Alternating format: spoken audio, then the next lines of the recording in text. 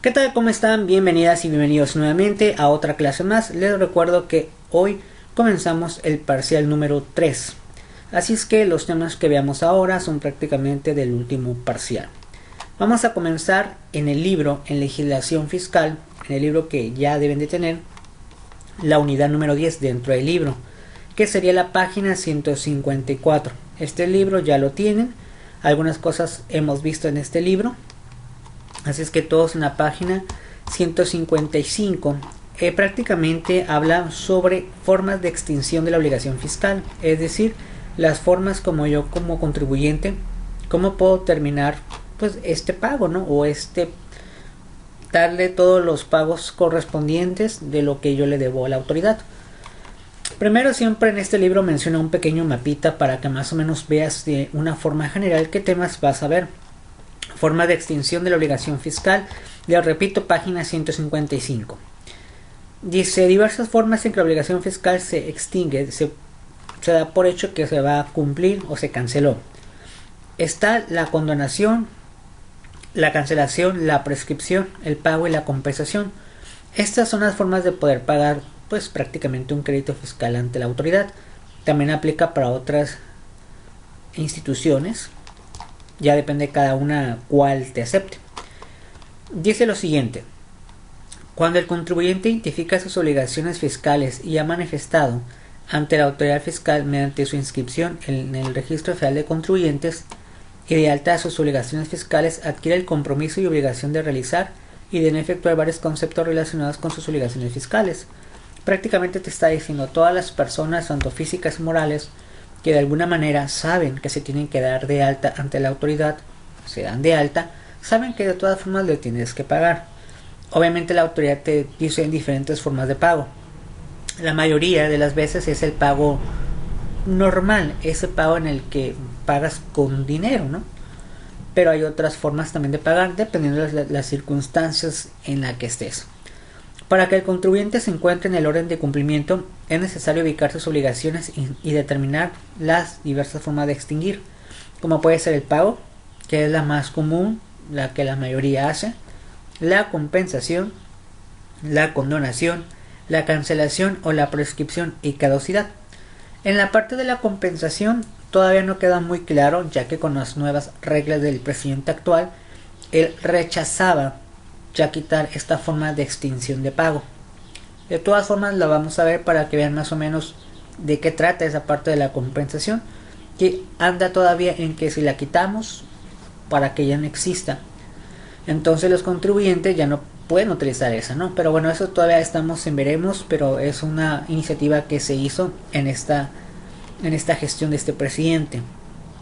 Es importante reconocer que cada contribuyente tendrá sus obligaciones y necesidades de extinción. Aquí sí es muy importante, dependiendo de la obligación del contribuyente, pues las formas que tiene, ¿no? Ya depende de qué actividad estamos hablando, una u otra es mejor.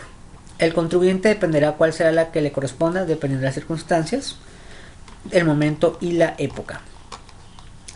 Entonces, primeramente, el pago, que es la forma pues más fácil, ¿no? En la que la mayoría utilizamos, y no solamente hablando de autoridades fiscales. Dice, primero el contribuyente deberá realizar las situaciones jurídicas o de hecho previstas en las leyes fiscales, como la realización de actividades empresariales y las remuneraciones del trabajo personal subordinado, para que de manera posterior surjan las contribuciones o los créditos fiscales, y en su oportunidad, según las disposiciones fiscales, su extinción. Cabe aclarar que un aspecto importante en el periodo que causan los impuestos a pagar y otra fecha es la extinción de los mismos. Prácticamente aquí te menciona, bueno, si el pago es una forma de medio para extinguir una obligación fiscal, pero para eso pues debes de deber, ¿no? No hay, si no debes, pues no estás en el supuesto, ¿no? Obviamente esta forma de extinción del pago prácticamente en muchas situaciones lo hacemos, no necesariamente en cuestiones fiscales, pero lo hacemos. Después dice lo siguiente en el siguiente párrafo: la obligación de cubrir los créditos fiscales por parte de los sujetos pasivos se extingue cuando son cubiertos o cuando la ley extingue o autoriza a declarar cumplida la obligación y como consecuencia de su extinción. Prácticamente estás obligado a pagar una deuda, por ejemplo, la pagas y hasta ahí ya se acabó. no le debes nada porque lo pagaste en efectivo y en el momento con dinero prácticamente, billetes, monedas o transferencias. El pago es el modo de extinción por excelencia y el que satisface plenamente los fines y los propósitos de la relación tributaria porque satisface la pretensión crediticia del sujeto activo. Prácticamente el pago es una forma de medio más fácil, más sencilla y pues lo mejor, ¿no? Para ambas partes, porque obviamente la institución que te va a cobrar, pues al final prefiere el dinero, ¿no? Y tú pues es una forma más fácil. Pero eso no significa que pueda haber otros medios para poder extinguir ese crédito fiscal. Siguiente párrafo. El cumplimiento de las obligaciones fiscales del sujeto pasivo o contribuyente es efectuar su pago, compensar, acreditar o que lo condonen o cancelen créditos fiscales, ya sean pagos provisionales, definitivos, espontáneos o extemporáneos. Cuando cualquiera de estas opciones se realice, la obligación fiscal se extinguirá.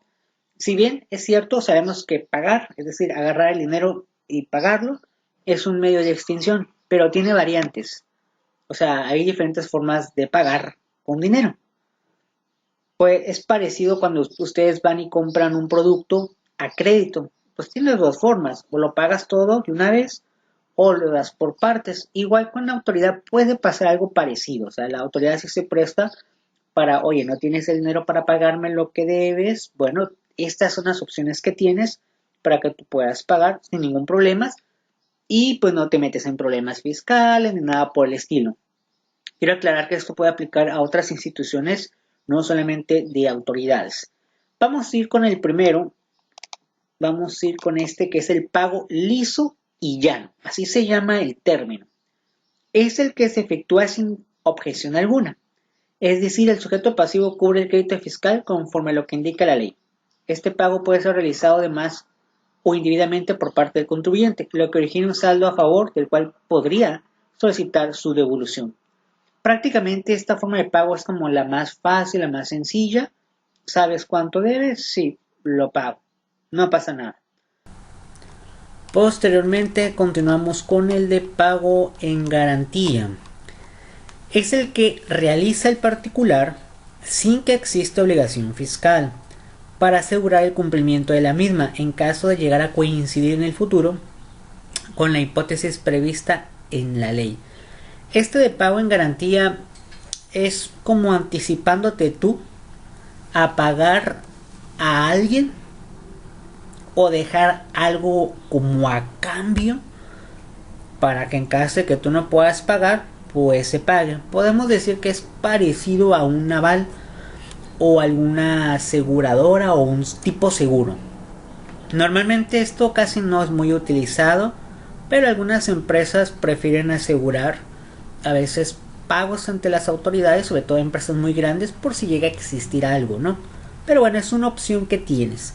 Luego, pago bajo protesta. Es el que se realiza el particular sin estar de acuerdo con el crédito fiscal que se le exige y que se propone impugnar a través de los medios de defensa legalmente establecidos por considerar que no debe total o parcialmente dicho crédito. Quiero aclarar que todos estos pagos sigue siendo dinero, o sea, sigue siendo el pago dinero, pero bajo diferentes circunstancias. El pago bajo protesta es, pues, está bien, yo pago, pero no estoy de acuerdo de lo que me estás cobrando, o a lo mejor algo hay un problema o algo estás haciendo mal, autoridad, pero te voy a pagar, pero no estoy de acuerdo. Este es un poquito parecido cuando muchas personas a veces luego les ponen multas y a lo mejor tú crees que bajo el criterio del policía no realmente es una infracción. Suele suceder mucho ese tipo de cosas, de que a veces la policía, bueno, digamos, a veces quiere abusar de la autoridad. Yo soy policía y yo vi esto y tú dices que no fue así. No sé, se me ocurre, a lo mejor tú vas en tu vehículo y tú consideras que no vas rápido y a lo mejor el policía te dice no te detengo porque vas a pasar la velocidad que dice, ¿no? Digo, para empezar, ¿cómo puede un policía medir la velocidad? No tiene ningún aparato que determine la velocidad en el momento. Tal vez a lo mejor viendo con sus ojos, no sé, vio que sacaste humo y varias cosas, dice, vas muy rápido, ¿no? Y a lo mejor tu carcacha sacaba humo por otras cosas, ¿no? ¿Cómo dices tú que voy muy rápido, ¿no? Pregunta, ¿cómo? Tal vez él puede saber la regla y decir, es que aquí se transita bajo esta velocidad, ¿no? Entonces en ese caso, igual, te pone una multa y tú puedes poner pago, pero no estoy de acuerdo. Es un ejemplo, ¿no? Después sigue el pago provisional. Es el que deriva de una autodeterminación sujeta a verificación por parte de la autoridad fiscal, es decir, el contribuyente durante su ejercicio fiscal realiza enteros al fisco, conforme a reglas de estimación previstas en la ley, y al final del ejercicio presentará su declaración anual en la cual se reflejará su situación real durante el ejercicio correspondiente. De la contribución que resulte en la declaración anual resaltará los pagos provisionales ya cubiertos y únicamente enterará la diferencia, o en su caso podrá obtener saldo a favor y podrá pedir su devolución o compensación. Prácticamente este del pago provisional es muy común, que pues las instituciones le pagan a la autoridad una cantidad que no saben si exactamente es la real.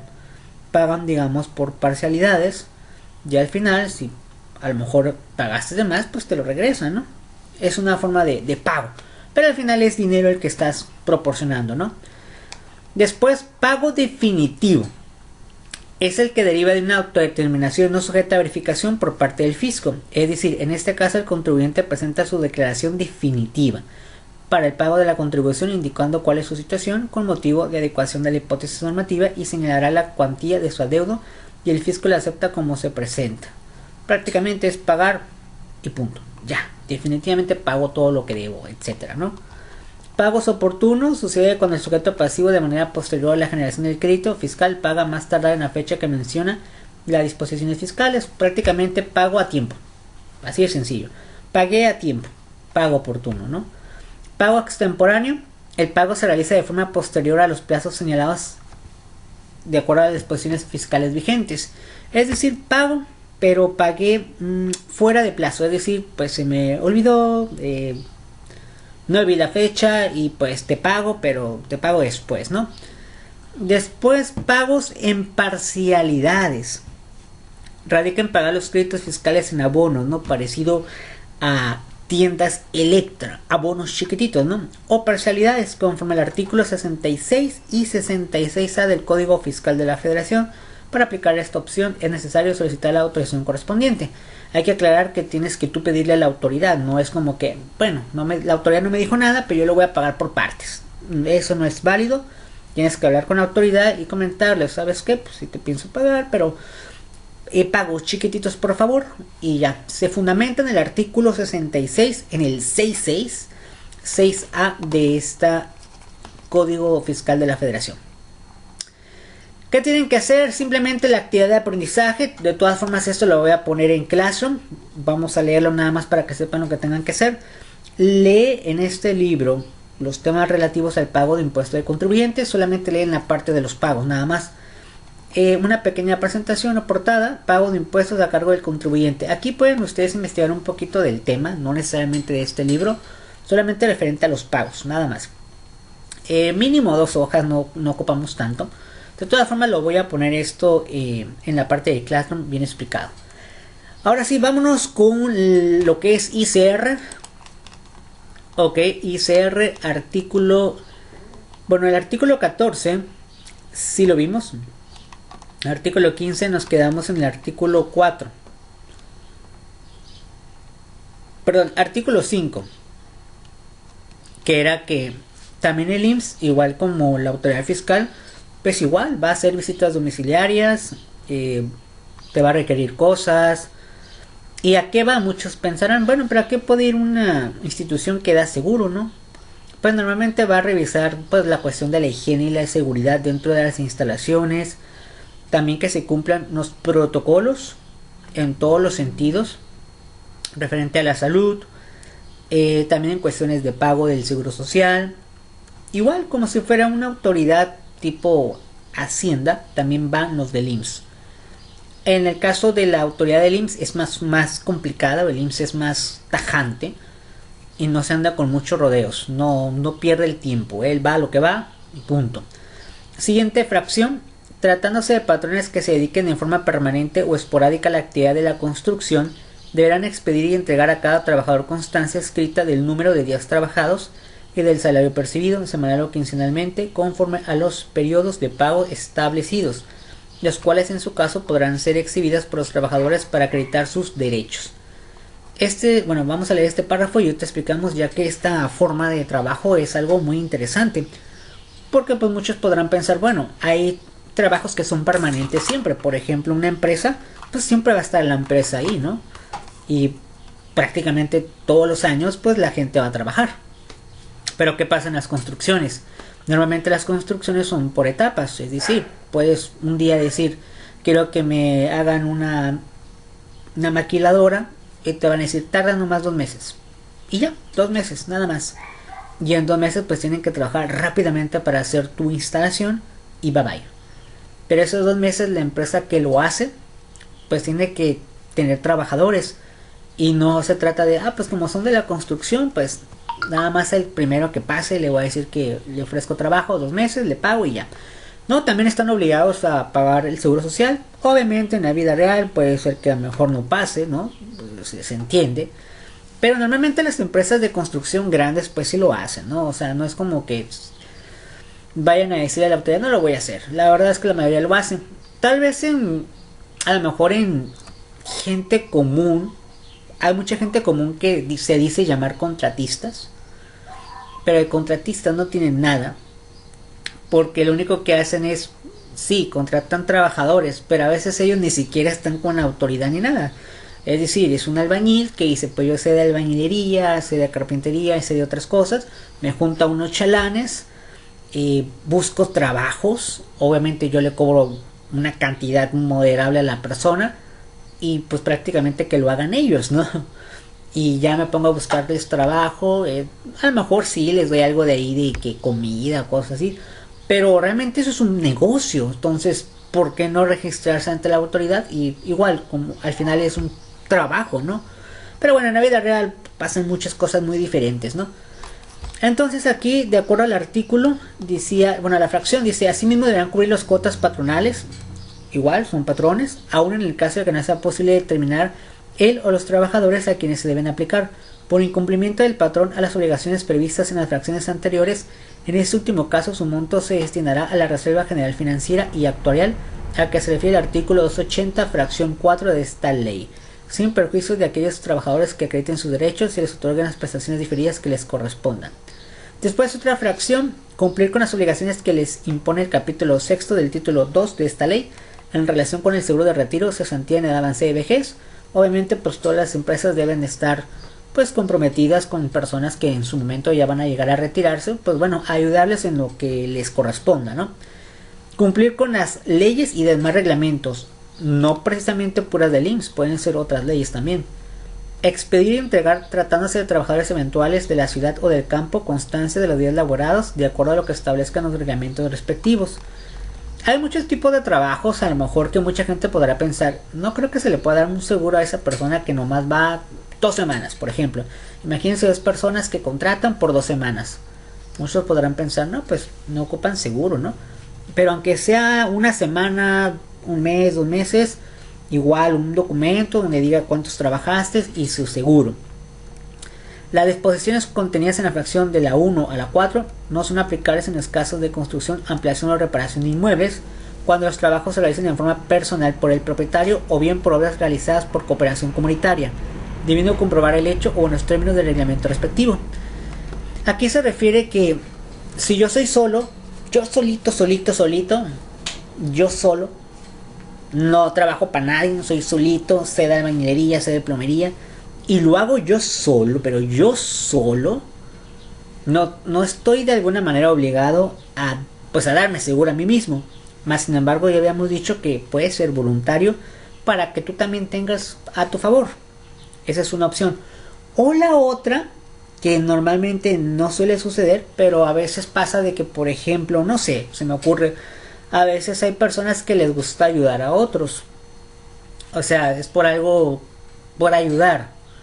Entonces se juntan, por ejemplo, los vecinos, un ejemplo, ¿no? Pues no sé, al vecino, no sé, ocupamos una barda, por ejemplo, ¿para qué contratamos a alguien? yo sé algo, yo sé poco, tú también sabes, vamos a hacer una barda, ¿no? Y se avientan 2 días, por ejemplo, haciendo una barda. En ese caso, al final no deja de ser un riesgo, no deja de ser un trabajo, pero lo están haciendo por cuestión, digamos, por ayudar. Entonces el Seguro Social dice, pues como que no estás tan obligado, ¿no? O sea, lo vas a hacer esporádicamente por cooperación comunitaria o algo social, ¿no? No estás tan obligado a hacerlo. Más sin embargo, si te dedicaras ya de lleno a hacer eso, yo creo que sí te deberías de hacerlo, ¿no? Pero bueno, son cosas que luego lo pone aquí el detalle, ¿no? Porque bueno, también hay aquí hay mucha gente en la vida real, muchos trabajadores también, así como hay malos patrones, también hay trabajadores malos. Es decir, cualquier cosa y luego van y denuncian cuando saben que no precisamente lo hace la empresa por eso, ¿no? Entonces también se trata de cuidar, porque por ejemplo ahí, imagínate en una vecindad, ¿no? Dices, vamos a hacer una barda entre todos, todos sabemos algo de albañilería pensando que saben, no va a faltar el que diga, ¿y qué? ¿Me vas a dar seguro si se me cae algo? Oye, pues estamos ayudando a la comunidad. Entonces puede pasar, ¿no? Después artículo, bueno, seguimos con el mismo artículo. La información a que se refiere la fracción 1, 2, 3, 4 deberá proporcionarse al instituto en documento impreso. Es decir, los formatos aplicables, dependiendo de qué estemos hablando. Eso lo pueden encontrar en las oficinas administrativas de los seguros sociales. Medios magnéticos, digitales y electrónicos. Cuando en dado caso que pues, puedes hacer algún trámite digital, pues lo haces también. Artículo 15A. Cuando la contratación de los trabajadores para un patrón, a fin de que ejecuten trabajos o presten servicios para él, participe un intermediario laboral, cualquiera que sea la denominación que patrón e intermediario se asumen, ambos serán responsables, solidarios entre sí. Y en relación con el trabajador, respecto al cumplimiento de las obligaciones contenidas en esta ley. Está algo interesante, esta fracción, y es un tema que está dado mucho de qué hablar, tanto en esta época como en épocas anteriores. Vamos a leer el siguiente párrafo, vamos a analizar estos 3 párrafos. Dice, no serán considerados intermediarios sino patrones de las empresas establecidas con que presten servicios a otras, para ejecutarlos con elementos propios y suficientes para cumplir con las obligaciones que deriven de las relaciones con sus trabajadores en los términos 12, 13, 14 y 15 de la Ley Federal de Trabajo. Sin perjuicio de lo dispuesto en párrafos anteriores, cuando un patrón o sujeto obligado, cualquiera que sea su personalidad jurídica o su naturaleza económica en virtud de un contrato, cualquiera que sea su forma o denominación, como parte de las obligaciones contraídas pongan a disposición trabajadores u otros sujetos de aseguramiento para que ejecuten los servicios o trabajos acordados bajo la dirección del beneficiario de los mismos, en las instalaciones que éste determine. El beneficiario de los trabajos o servicios asumirá las obligaciones establecidas en esta ley en relación con dichos trabajadores, en el supuesto que el patrón omita su cumplimiento siempre y cuando el instituto hubiese notificado previamente al patrón requerimientos correspondientes y éste no lo hubiera atendido. Asimismo, el instituto dará aviso del beneficio de los trabajos o servicios del requerimiento que se refiere al párrafo anterior. Bueno, vamos a desmenuzar un poquito esta parte que había dicho aquí, artículo 12, 13, 14, 15 de la Ley Federal de Trabajo. Entonces, en el artículo 12 nos menciona intermediario. Es la persona que contrata o interviene en la contratación de otras u otras para que presten servicios a un patrón. Entonces, para la Ley Federal de Trabajo, un intermediario es alguien que te ayuda a contratar o parte interviene por una contratación de un conjunto de personas que, bueno, te harán un servicio. Pero después en el artículo 13 dice, no serán considerados intermediarios, sino patrones, las empresas establecidas que contraten trabajos para ejecutarlos con elementos propios suficientes para cumplir las obligaciones que deriven de las relaciones con sus trabajadores. En caso contrario, serán solidariamente responsables con los beneficiarios directos de las obras o servicios por las obligaciones contraídas con los trabajadores. Después leemos el 14 y ahorita explicamos todo. Las personas que utilicen intermediarios para la contratación de trabajadores serán responsables de las obligaciones que deriven de esta ley y de los servicios prestados. Los trabajadores tendrán los derechos siguientes: prestarán sus servicios en las mismas condiciones de trabajo y tendrán los mismos derechos que correspondan a los trabajadores que ejecuten trabajos similares en la empresa o establecimiento, y los intermediarios no podrán recibir ninguna retribución o comisión con cargo a los salarios de los trabajadores. Después del artículo 15, en las empresas que ejecuten obras o servicios en forma exclusiva o principal para otra y que no dispongan de elementos propios suficientes, de conformidad con lo dispuesto del artículo 13, se observan las siguientes normas. La empresa beneficiará será solidariamente responsable de las obligaciones contraídas con los trabajadores, y los trabajadores empleados en la ejecución de las obras o servicios tendrán derecho a disfrutar de las condiciones de trabajo proporcionadas a las que disfruten los trabajadores que ejecuten trabajos similares en la empresa beneficiaria.